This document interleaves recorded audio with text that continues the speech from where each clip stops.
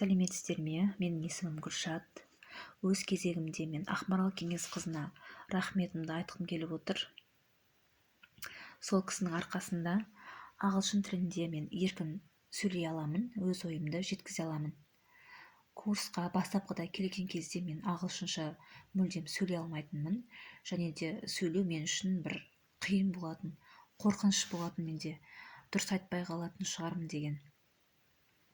Бірақ қазір солардың ешқайсысы жоқ. Ақмарал Кеңесқызы керемет мотивация береді, және де ағылшынша ол кісі сөйлетпей қоймайды. Спикинг бөліміне өте қатты көңіл бөледі. Listening, тыңдалымда міндетті түрде тыңдатады, талдайды соны, қай жерінде қалай түсіндіңіз деп.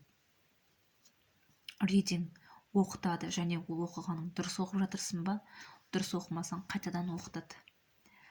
Произношениеңізді жөндейді. Енді writing бөлімін айтатын болсам, ол кісі диктант алады кәдімгідей, айтады және осыны жазғызады.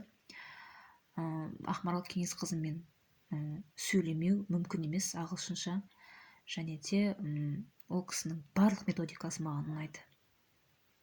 Рахмет сізге, Ақмарал Кеңесқызы.